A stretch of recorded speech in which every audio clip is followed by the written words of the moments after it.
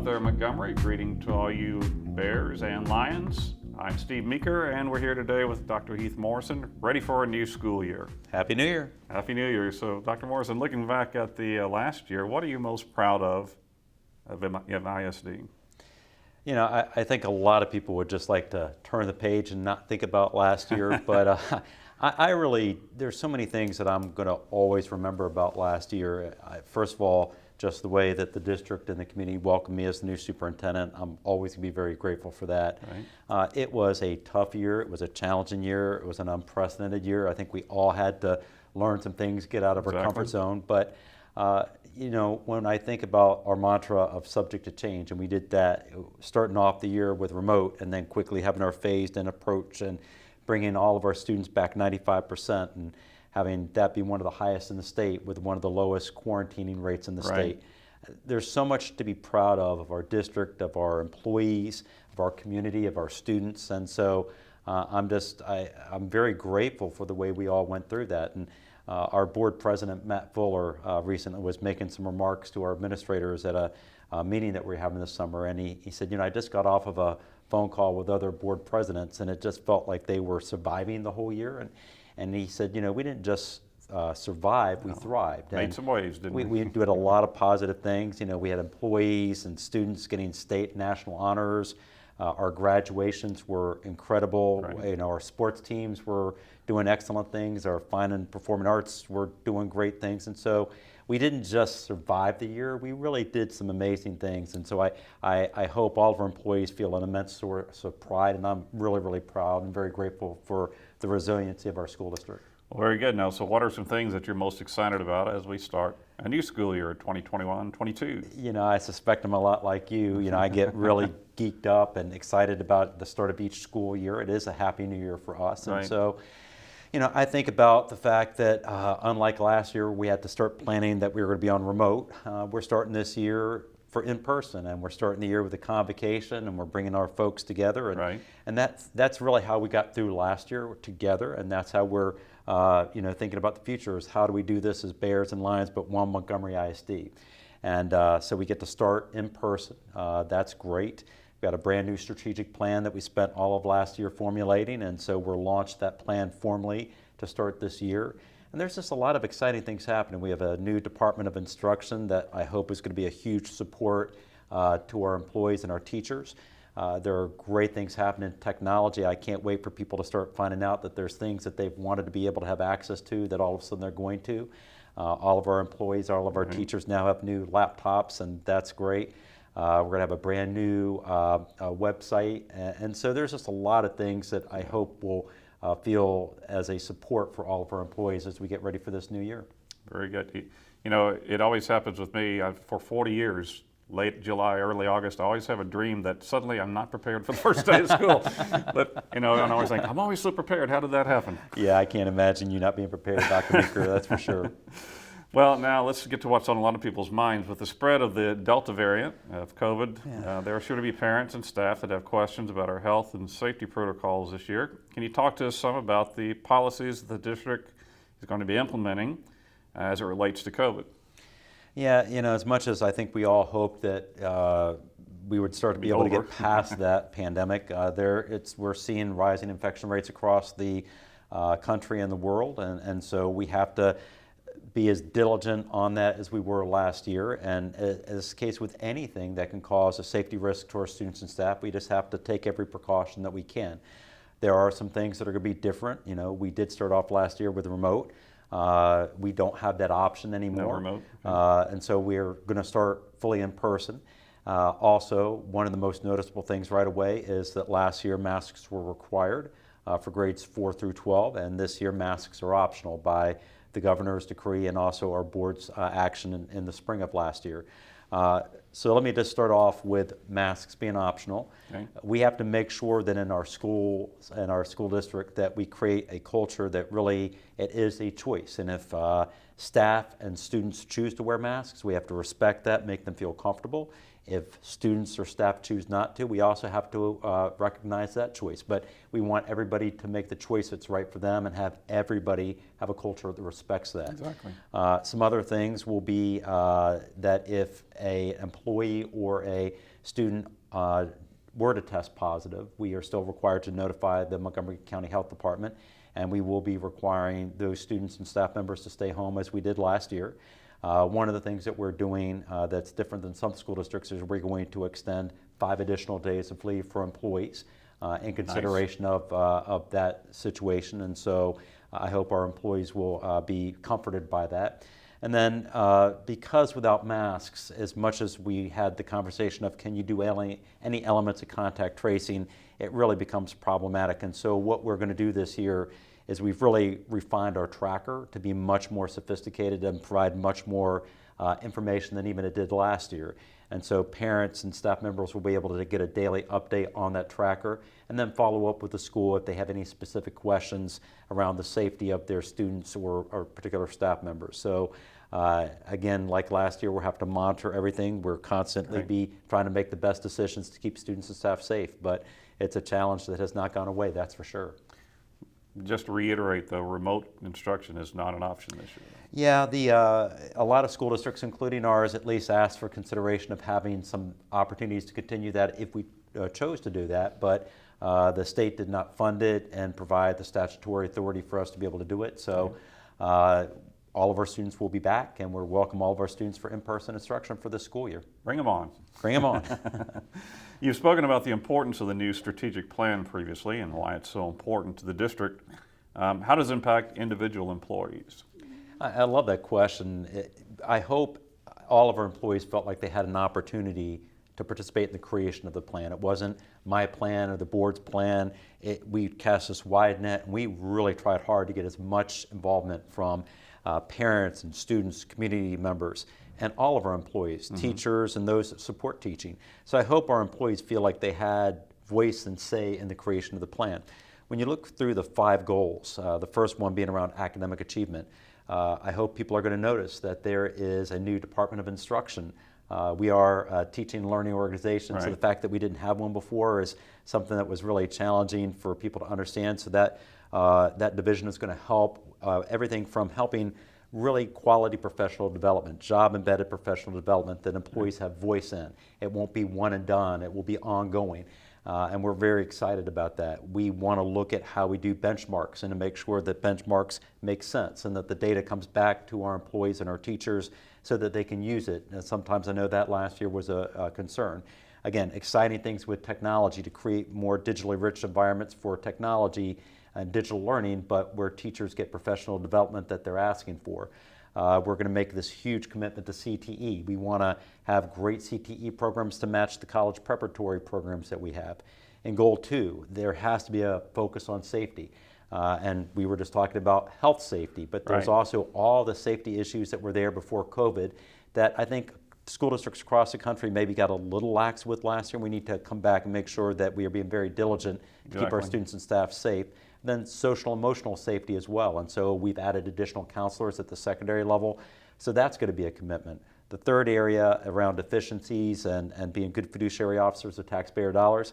What I'm excited is that we continue to try to strive to find dollars because we did some big things last year with employee compensation. I'm really proud of the fact that I think as we've looked around the Houston area, I think we gave the most robust raises to our employees of any school district around this area. And we appreciate it. But that being said, we've got more to do in that regard, and we have to make sure that that never happens again where we fail to be competitive. And so we've got to remain diligent on that and continue to find ways to provide additional compensation for all of our employees.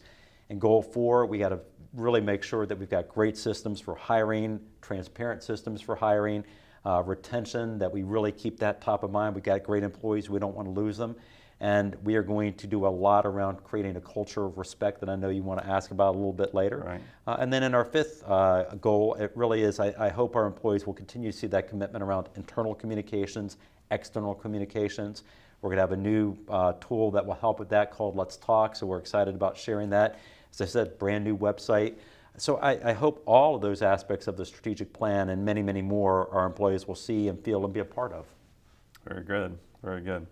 How will it impact how the board operates and how the community views progress in the school district? I think our board is really excited about that. A lot of times there's this push-pull between superintendents and boards, and right. A lot of times superintendents don't really want oversight. The board really has to provide oversight of the school district. That's what they were elected to do. That's what they're responsible to do. And this strategic plan with the dashboard and strategic planning documents that will come along with it will give the board more tools, more information, and thereby the community more tools and more information to really assess our progress. Right now, we can get the STAR assessments, and when they go back to rating our schools and school districts, right. everybody will say A school, B school. That's one-time snapshot. It doesn't tell the full story of everything right. that's going on. So for our 5 goals in strategic plan, they all have strategies. They all have key performance indicators, and so we will routinely update the board, thereby the community, and we will share progress around how we're doing on those 5 goals. Where are we hitting our marks? Where are we maybe falling a little bit behind? Where are we actually ahead of those? And have the opportunity to have really great conversations with the board. Additionally, our departments who support quality teaching and learning will also be presenting to the board. They also have plans with key performance indicators aligned to the strategic plan. Right. And so transportation, food service, CTE, human resources, all will report out to the board, and therefore the community again will get that really rich assessment of how our school district is doing and where we've made progress and where we still have work to do. Very good. The district is going to launch work on ensuring how we have a culture of respect. Yeah. What does that mean, and what can you share about that? It really came out of my entry plan last year, and people were really so positive about the district, our employees, and so many good things. But there were elements of respect that really kind of fell into 2 groups. One was individual employees saying, I don't know if I'm always treated respectfully in my place of work, whether it's a school, department, and really trying to understand, well, what was causing that. The other part is where some of our employees felt like their positions or roles in the district were not as valued. And so, in our school district, there's really 2 types of employees. There are those who teach and those who support teaching and learning. You are one of our phenomenal teachers, and we are so grateful for what you bring to the classroom every day. Right. But as you know, you require a lot of support. Your administrators, support staff, people to get the students to school, feeding the students. It really proverbially takes that village. And so we want every employee in Montgomery ISD to feel valued, to be respected, and to feel like they're working in a place that values their work and contributions. And the other part to that is, last year when I would do a lot of meetings and I would try to get people to say, well, what's going well in our organization and what could be better? People sometimes were a little hesitant to say anything that wasn't a positive. And we've got to get to a point in our school district where people can say, listen, I have a concern, I have an issue, I think we could do something better. And that feeling of psychological safety has to be a part of our culture. So we have a working group. It's going to be led by Teresa Tipton in our Human Resources Department. And it's going to be multi-stakeholder. There's going to be all sorts of different employees who are going to be a part of it. And we're going to launch this question of what is a culture of respect look like in our district. And we're going to be surveying, we're going to be going out to the different schools and departments, getting a lot of input, and we're going to then formalize what a district with a culture of respect looks like, what are the things that we should all commit to in that, and then how do we react if we feel like we're in an environment or a situation that doesn't treat us respectfully. So it's going to be a big initiative this year, and I'm really excited about it. I think psychological safety is a really important concept. Huge. People feel comfortable to speak up when there's something that they may not feel right about. Absolutely. And all along those same lines, I would say respecting the people that you work with. Our custodians, at least I can speak for my building, our custodians work very hard, and our maintenance people, if Miss Juana and Mr. Greg don't show up, then I don't want to be there. And the people that really take care of things, day in and day out in the building, I've got a great deal of respect for them. It's that, it does take a village to educate a child, and that village is not only our teachers. Our teachers are fundamentally so important to that, but it's all the folks that support that teaching and learning organization that makes us as strong as we want to be. And we want to create a culture where it's not only welcome for you to share an opinion that may be contrary to the norm, it's expected. And Exactly. that's how we're really going to get to be the premier district, when that's the culture of our organization. Very good. Well, let's talk about those fellows over in Austin, the legislature. They've been at it again. Yes, indeed, and it's not done yet either. That's right, they're still at it. But there has been some legislation regarding K-12 education. Can you share some of the important things that have come through? There are a lot of bills impacting so many different facets of K-12 education in the great state of Texas, and everything from required leave for peace officers who have witnessed a traumatic event in a school or school setting, to mandated work expectations for the role of our counselors. And so we've had to go through every piece of legislation and say, does that mean a policy change, a practice change? Are we doing this already? Is there something else we have to do? I think there's two really areas that are the most important to our employees. The first are numerous bills that were passed that really kept funding at the level we expected. That at one point there was a concern with COVID and the impact of the economy that potentially there could be a reduction of state funding, and thankfully our lawmakers came together and they did prioritize K-12, and so funding was put out at the levels expected from the state, and we're very grateful for that. Probably the most significant piece of legislation that our employees, especially our teachers and administrators, are going to be hearing a lot about is House Bill 4545. And there are many, many aspects to it, but really it starts off with looking at performance for students on STAR, and it really tries to address that COVID loss, but it goes much, much further than that. It goes into when a parent can choose not only this year and future years to retain a student. It gets into required tutoring and required supports that a student who has not scored at the level expected on the STAR test is going to need to get at the school site in order to have progress in the future. Our new Department of Curriculum and Instruction has been spending a lot of time on that. We've been meeting with our administrators. As a matter of fact, they're meeting with multi-stakeholder groups today, trying to think about how we plan for that in this upcoming year and the years to come. But House Bill 4545 is going to be something that is going to be very impactful for school districts across the state of Texas. Interesting. Well, keep in tune about what else might come through then. Indeed. All right, now this is a kind of a hot button issue. There's been a lot of discussion both at the state and national level about critical race theory, and as it being taught as part of public school history curriculum, social studies curriculum. There's a bill in the legislature that was going to address that also. As a history teacher, I kind of follow this issue. In fact, I shared something with you. I bet you have, yeah. Been following it. Can you talk to us a little bit about it? What exactly is critical race theory? There's an awful lot of opinions about it. Can you tell us what it actually is, and how is it going to be included in Montgomery ISD's curriculum?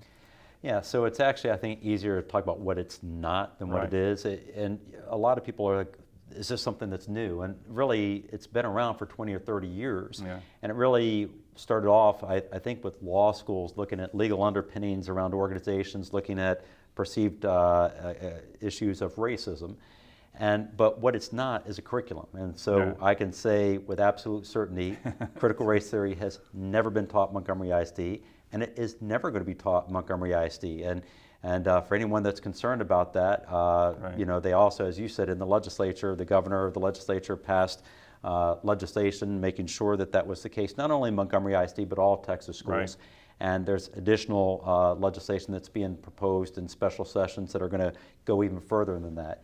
So, you know, it's something that is going to continue to be a topic of conversation. It's certainly dominating a lot of headlines. And I want to make sure for any of our employees who get questions and are concerned, need more information, please reach out to our Department of Curriculum and Instruction. We want to be there to support our teachers in this area or any areas where people have questions about curriculum. We don't want our teachers to feel like they have to shoulder that burden by themselves. Okay. All right. Well, there's been quite a bit of hiring this summer. Let's shift the topics into this, not only for schools, but with high-level leaders. We'll get to some specific ones in just a minute, but what can you tell us about some of the hiring that's been done? Yeah, you know, we had an administrative retreat a couple weeks ago, and I'm really excited about it. We took a lot of time to plan it. There was a lot of involvement with our administrators, principals, assistant principals, department leaders. And just looking at the group as we came together at Lake Creek High School and seeing outstanding leaders that were still in our district, new leaders coming in, I'm very excited about what this collaboration of leadership is going to bring to Montgomery ISD. For the most part, most of these positions are replacing positions that we just had not filled yet. So for example, when Jada Mullins left the district, we did not replace that position, or when Bobby Morris retired, we had not replaced that position. And we actually absorbed those positions and then created new positions. So for example, an executive director of curriculum instruction, in most cases it was simply replacing positions we hadn't filled. But I'm super excited about who we're bringing in, and they're going to join some talented people who are already here or people who were promoted from within the district. Well, let's talk about some of them. Mark Weatherly, Executive Director of Curriculum Instruction. Yeah, Mark is going to be a great addition. I think, there was that book, 3 Degrees, what is it, How Many Degrees of Separation for Kevin Bacon? 9 degrees. I think Mark has 3 degrees of separation. Every time I run into somebody, they're like, oh, he was my high school principal, or he was this, or baseball coach, or Mark just does so many things through relationships, and I think he's going to be a real value add as our new Executive Director of Curriculum Instruction. Mark came to us from New Caney as the Director of Secondary Schools. Many people might know him prior to that as the principal of Conroe High School. And he's just come in. He's very grateful about this opportunity in Montgomery. He's putting together a really strong team, and that focus is really, what do our teachers need? How can we add value to their important roles and make their jobs a little easier by supporting them with quality professional development that they've had voice in, quality curriculum instruction that they're going to have voice in, and when we do assessments and benchmarks, that they make sense. So he's just going to be a tremendous addition. All right, how about Courtney, is it Clover? Courtney Clover. Clover, yeah, Executive Director of Specialized Learning. Yeah, so Courtney comes to us from Little Elm, where she had the same position, and she is respected as one of the very best special education leaders in the entire state of Texas. We were getting emails once we hired her saying, you've robbed the bank with Courtney. Courtney takes the place of Meredith Berg. Meredith made a very personal decision to return to the classroom. We're super supportive of that for better work-life balance. And Courtney is going to build off of the good things that Meredith started. And we're really excited about how she's going to continue to make plans for our students with specialized needs, and really make sure that all of those students are getting the services that they deserve. I'd admire Meredith Berg returning to the classroom like I did many years ago. Absolutely. Where I'm happy. How about Bobby Ingles, the Montgomery Elementary principal? Yeah, Bobby is coming to us from the great state of Montana, and it's always interesting. We searched far and wide. We do. It's and there's 15,000 school districts across the country. So when we started to vet Bobby, and I was just like, do I know anyone in Montana? So I started looking down there, and next thing I know, there's 5 different superintendents I've actually had some encounters with, a relationship with, and so we were able to find out that Bobby Ingles is just going to be a tremendous asset to our school district. He shares a lot of the same core values and beliefs that Carrie Fitzpatrick, who is coming in behind, had, but he has his own style. He is so excited to be here, and I visited last week, and I just had all of these teachers that were coming to the rooms, and they would come up to me and say, we love Bobby, we love Miss Fitzpatrick too, but we just love him. And he's just got a lot of excitement. He just brings a lot of extraordinary experiences. He has Title I experience. He's embracing the opportunity for dual language, and he's just going to be a tremendous asset to our school district. Outstanding. And Carrie Ashlock at Lincoln Elementary. Yeah, so Carrie is coming to us from Katy ISD, and she is following Courtney Dyer. Courtney, through our ESSER funds, we were able to create a position around family and community partnerships, so desperately needed, a big part of our strategic plan. That's such a wonderful fit for Courtney and her skill set. And so Carrie will be coming behind Courtney and continuing the good work that happened at Lincoln. And I was actually visiting with Carrie this past week as well. And she is so excited to be in the school district, so excited about Lincoln, already meeting with staff, already meeting with parents, already trying to think about big ideas for the school year. So all these leaders are coming with a lot of experience, a lot of excitement, and a spirit of collaboration, all very grateful to be in Montgomery ISD. Lincoln is special to my heart because that's where I started 42 years ago. Yes, exactly. Okay, now here's a question that came from a teacher, and I like the way they phrased it because, well, you'll just see. We are on our path to becoming the premier district in Texas. Now there's a cheerleader right there. There you go. Great things are happening in our district. Are there plans to have a superintendent leadership program for those teachers in the district that hold an educational leadership degree and are aspiring to become administrators? I'm going to say absolutely yes, but with a caveat. Okay. And so in our strategic plan, we talk a lot about professional growth systems, and we talk a lot about building capacity and creating lots of pathways for employees to continue to pursue whatever it is in their hearts and minds for their leadership journey.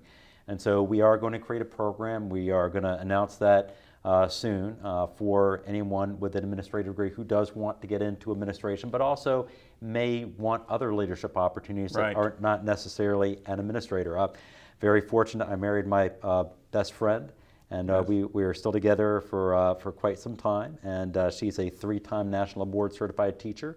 I always say there's 2 educators in the Morrison household. She's by far the more talented. She has never wanted to be an administrator per se, but she is a leader, and she's done amazing things to support teaching and learning. So we want to create that opportunity for a program that will not only build capacity for grow your own principals and assistant principals in Montgomery ISD, but for other key leadership positions as well. So we'll make that announcement here pretty soon. That will be really great, I think. And you know, a lot of people graduate with their masters, and those positions though are few and far between. So it becomes a lot more competitive. So yeah, that's a good deal. All right, another teacher asked, there appears to be an amazing grant writer in our district. We have a technology survey out right now for parents to fill out, and I think that's a really important survey. From what I've gleaned, what other grant opportunities are being looked at in the district? You know, Steve, we look at every opportunity. You know, when we talk about trying to find efficiencies and increase our effectiveness, you know, there's that opportunity. Where can you bring in additional revenue? And so, you know, last year we pursued an opportunity and we're able to get on an additional amount of computers for our students and staff. We're excited about that. This year we are, you know, going forward with federal grants through ESSER funding. We are going right now through a process of considering a state grant for the aforementioned House Bill 4545. Every opportunity that we have to seek a grant that makes sense for our school district, that will make us a better district, that will support our employees, we're going to pursue. Now, sometimes I will tell you, sometimes these grants have strings attached. And so sometimes you have to weigh that proverbial is the juice worth the squeeze because, yeah, it comes with some money, but there's so many strings that actually it becomes onerous. But for the most part, we will look at those things, and if it makes sense for us to pursue it, we're going to. Very good. With some of the various reports generated last year, demographic studies and facilities assessment, might we be expecting a bond soon? Yeah, that's a great question. We did a lot of things last year really to help our board make those important decisions. We launched a demographic study. It came back and showed really expected growth over the next 5 to 10 years. Guess what? People are moving here. And we're starting to see that. You can drive around our district and you see housing developments popping up all over. And so the growth is here, it's coming, and that presents needs that you have to think about through a bond. We also presented to our board late in the school year the initial analysis of a facilities assessment and looked at all 10 of our campuses, our entire school district, and it showed a lot of needs, both from a facility standpoint of, you know, updated maintenance, roofs, HVAC systems, but also what is it going to take to have every campus have a sufficient quality of educational settings that all of our students need and deserve. We also have a strategic plan that makes big bets on CTE, technology. So all those things start to come together, and our board is going to have to make an important decision. So actually in our board meeting in August, the board will make a decision about whether or not to hire an architectural firm. That architectural firm, if hired, would then launch the initial planning for a bond.